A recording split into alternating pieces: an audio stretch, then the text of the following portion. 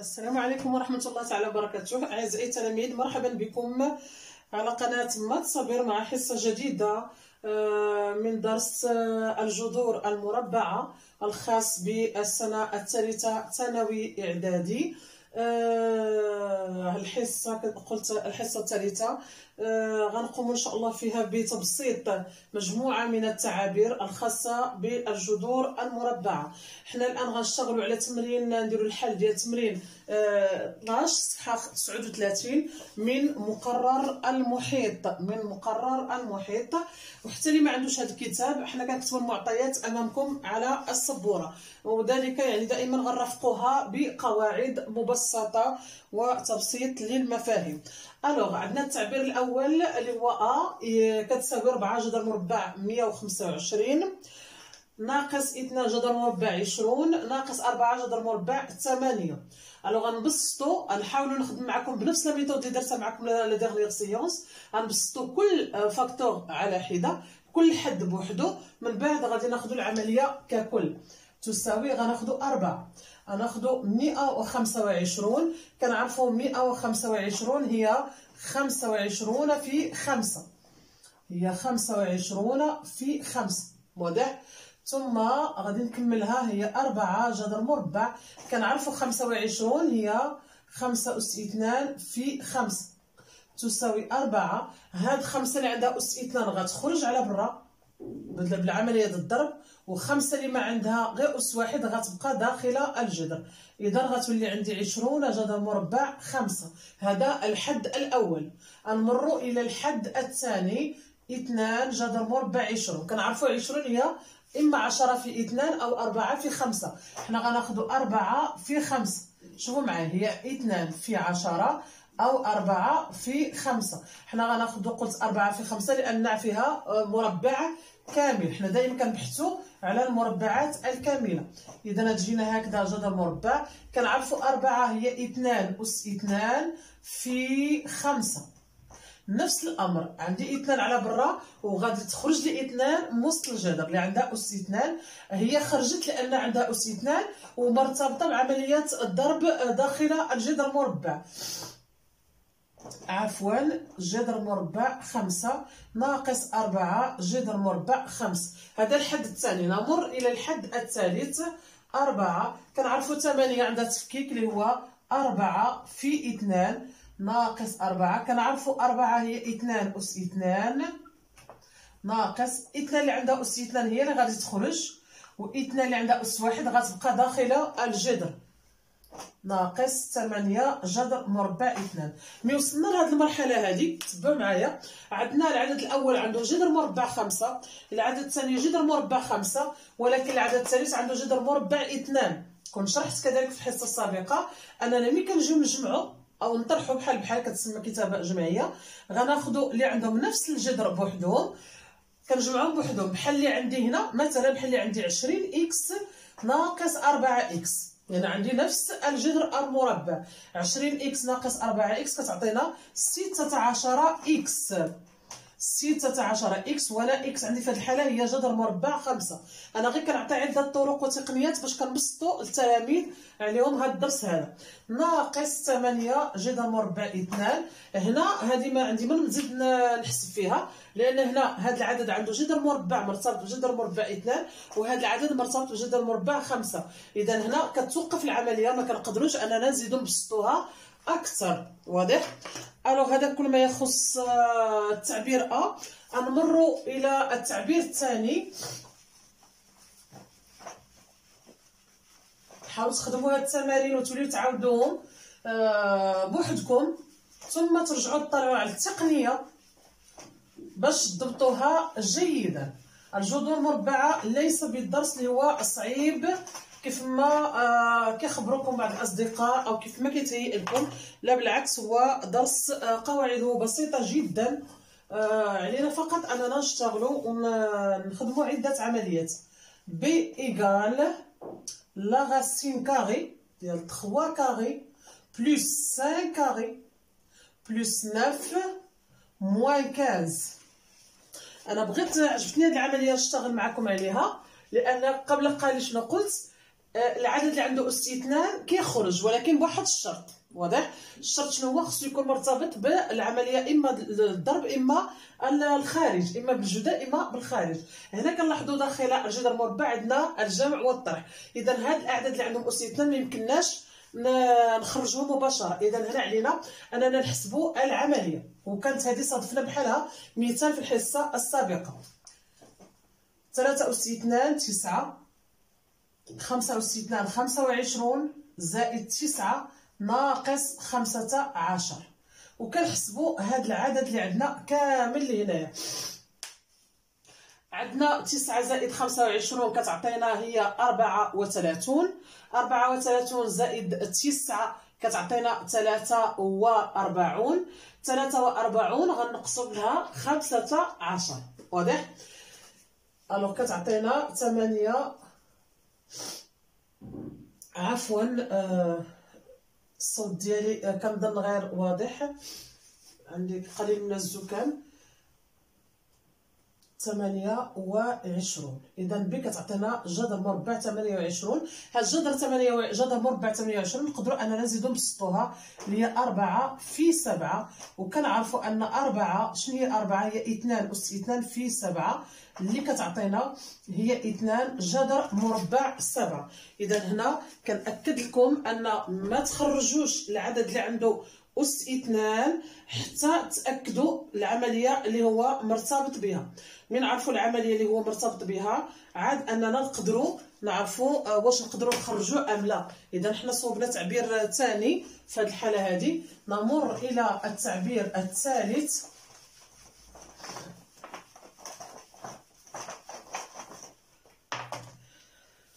عندنا هنا غادي نصادفوا النشر، هو تبسيط وغادي نصادفوا فيه النشر.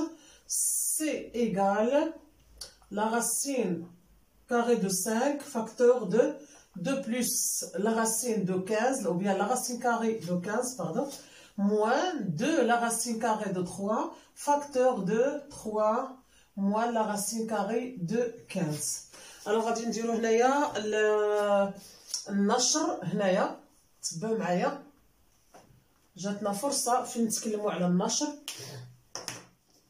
ما معنى يعني بنفس الطريقه اللي كنتو شفتو من قبل في الثامنه وفي السابعه. الوغ غادي هاد جذر مربع 5 غادي يدخل على هاد الحدود كامله هاد القوس مع الاحتفاظ بالاشاره اللي عندي داخل القوس. علاش؟ لان العدد اللي خارج القوس هو عدد موجب، اذا ما غيغيرليش اشارات هاد الاعداد اللي عندي هنا. الاول موجب غيبقى موجب، والثاني موجب غيبقى موجب. دابا ملي كنجيو نضربوا، ملي كيكون عندنا الجداء دائما شفت واحد القاعده كنظن واحد البرانسيب شفتو في السابعه والثامنه. ملي كيكون عندنا الجداءات لي برودوي كنضربوا العدد المعلوم في العدد المعلوم. الاعداد المعلومه بحال 5 20 180 الى اخره، كنضرب العدد المعلوم في المعلوم، كنضرب المجهول في المجهول. واضح؟ ثم الاشاره هي كنخدموها بوحدها، الاشاره في الاشاره، او كنخدموها من المبدا ديال الاشارات. الاشاره اللي على برا واش موجبه ولا سالبه، هنا كنخدموا بهذه الطريقه هذه. غنضيفوا على هذه القاعده وهذا المبدا نضربوا الجذر كيتضرب مع الجذر المربع. الوغ غادي نشوفوا جذر مربع 5 في 2 كتبقى لي هي 2 جذر مربع 5، لان جذر مربع 5 في 2. هنا ما نقدروش نخليوه بهذا الشكل هذا، لا دائما كنديروا العدد المعلوم عاد الجذر مربع.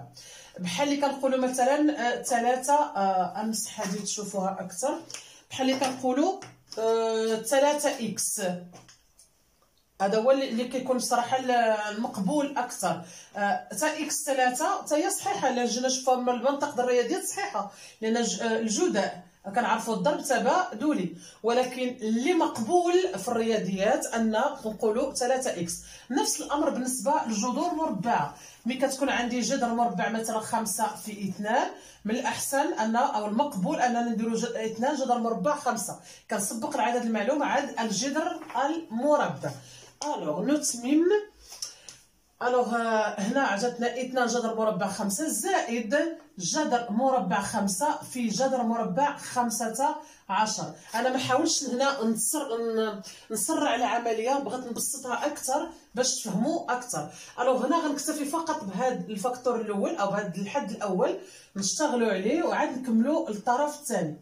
زائد كنعرفوا في الجذور المربعه كنا شفنا هذه القاعده من قبل. عندنا جذر مربع ا في جذر مربع ب كيساوي لنا هو جذر مربع ا في ب. واضح؟ اذا هنا غادي ناخذ الجذر كامل، غتجيني 5 في 15. شحال هي 5 في 15؟ الو غادي نحسبوها، هي هنا نصغروا 5 في 15 كتعطينا هي 5 و7. واضح؟ مازال ما ساليتش، غنحاول نبسط ما امكن، دائما نشتغل وانا كنبسط. كنعرفوا 75 هي 25 في 3. اذا غتجيني 2 جذر مربع 5. 25 شنو قلنا عليها؟ هي 5 أس 2، غتخرج لي 5 وغتبقى لي 3. حد هنا غادي نتوقف وغادي نمر للجزء الثاني من هاد العمليه. غنمسحوا فين نشتغلوا، غنديرها لكم بلون مغاير باش يبقى كل طرف بلون. هاد القوس هذا اللي عندي قبل منه كاينه اشاره سالبه. اذا شنو غادي يدير هاد الاشاره؟ غتغير لي هاد الحدود. الاول كان موجب غيولي سالب، والثاني كان سالب غادي يرجع موجب. يعني كننزل الاشارات هما الاولين. هذه بالنسبه للتلاميذ اللي باقي عندهم مشكل في الاشارات. ثم كنمروا الى العمليه. عندنا 2 جذر مربع 3 في 3، ثم 2 جذر مربع 3 في جذر مربع 15. قلت قبل قليل كنضربوا العدد المعلوم في المعلوم. 2 معلوم، جذر مربع 3 هو عباره عن جذر، و3 معلوم. 2 في 3 هي 6 جذر مربع 3 زائد هذه غنخدموها بنفس الطريقه ديال قبيله، هي 3 في 15. كنعرفوا 3 في 15 هي 45. واضح؟ ناقص 6 جذر مربع 3 زائد 2. كنعرفوا كذلك 45 هي 9 في 5 ناقص 6 جذر مربع 3. عندي 2 على برا، لاحظوا غنديرها بلون مغاير، و9 غتخرج 3، لان كنعرفوا 9 هي نكتبها لكم هنا هي 3 أس 2. اذا غتخرج 3، وملي كتخرج عندي جداء هنا، راه عندي بيناتهم كاين الضرب، وغيبقى لي جذر مربع 5.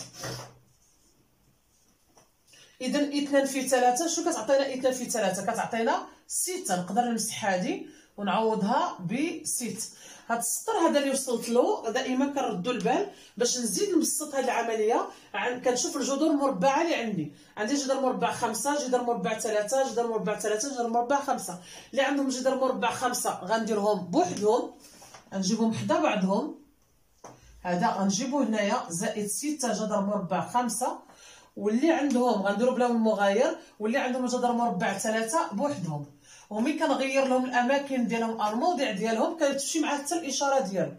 هذه كتعطينا 8 بحال عندي 2 اكس زائد 8 زائد 6 اكس كتساوي لنا 8 جذر مربع 5. وهذا كيعطينا 5، هذا راه موجبه، ناقص 6 هي ناقص 1. ممكن هكذا او من الاحسن بلا ما كنكتبوا 1 هنايا. ناقص جذر مربع 3 بحال عندي 5 اكس ناقص 6 اكس هي ناقص 1 اكس او ناقص اكس. اذا هي ملي كنوصلوا لهاد المرحله هذه هنا كنكونوا انهينا العمليه. ما نقدروش نزيدو نبسطوها اكثر، لان طرف عندي حد فيه جذر مربع 5 وحد اخر فيه جذر مربع 3. اذا هنا كتوقف العمليه، وهنا كنكونوا بهذا الشكل هذا كنكونوا بسطنا التعبير المطلوب. نزيدكم كذلك النشر بطريقه هو تبسيط ونشر بالطريقه ديال المتطابقات الهامه.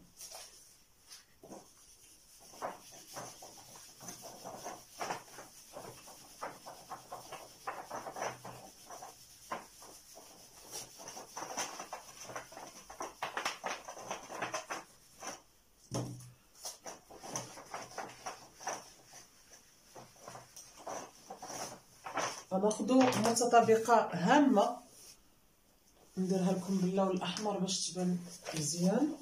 دي ايكال جذر مربع 3 ناقص جذر مربع 2 والكل اس 2. وغادي نحاول نذكركم بالمتطابقه الهامه.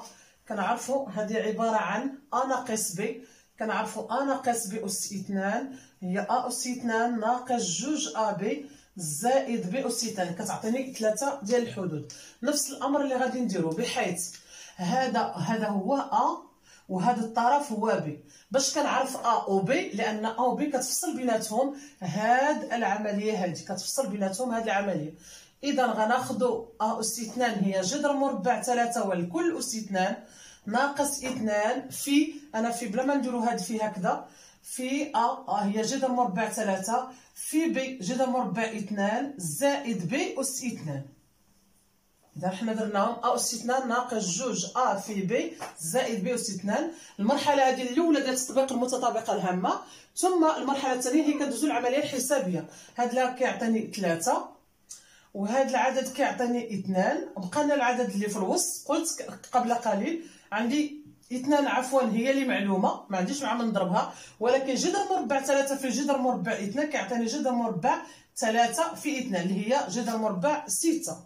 ملي وصلنا لهذه المرحله كناخذوا الاعداد المعلومه كنجمعوها بوحدها، 3 زائد 2 5 ناقص 2 جذر مربع 6.